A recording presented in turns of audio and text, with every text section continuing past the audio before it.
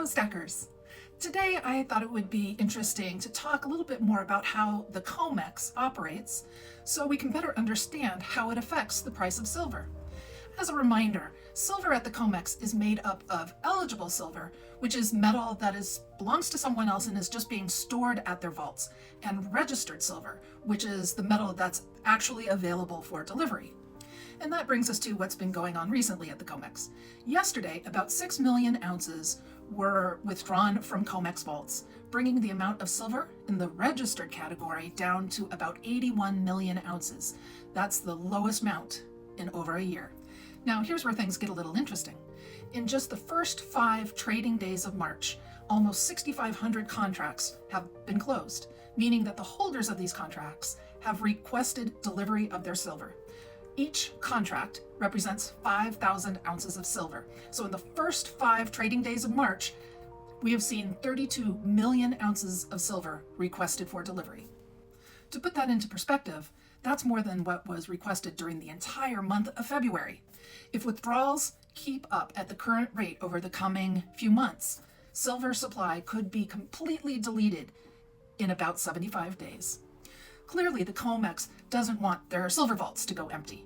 So to slow down delivery requests, today the COMEX adjusted their margin requirements for the 7th time since December 1st, this time moving it from 18% down to 14%.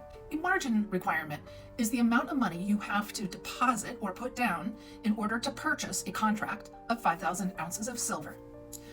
The reason they give for changing the margin requirements 7 times since December? Well, they say it's to keep the markets stable as silver prices go up and down. But many investors and analysts believe it's nothing but a blatant move to protect the bullion banks that have been caught in short positions that they no longer can pay off. In fact, the short position of Bank of America and Citigroup combined is 4.4 billion ounces of silver. If they can't pay this off soon, these banks will face losses of over $13 billion. If you aren't convinced yet that the CME Group, which is the operator of the COMEX, is in bed with the big banks, then what I'm about to say might just change your mind.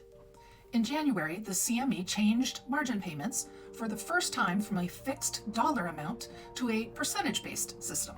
To use an example of how this has changed over the last few months, at the beginning of December, if you were to purchase one contract of 5,000 ounces of silver, it would have cost a flat fee of $20,000.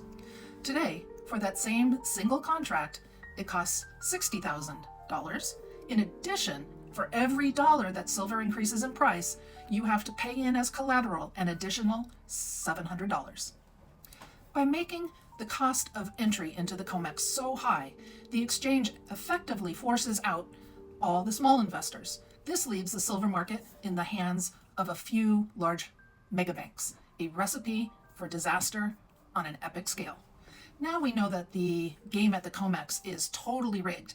Stay tuned for tomorrow's video where we will talk about the larger question of what can we do about it?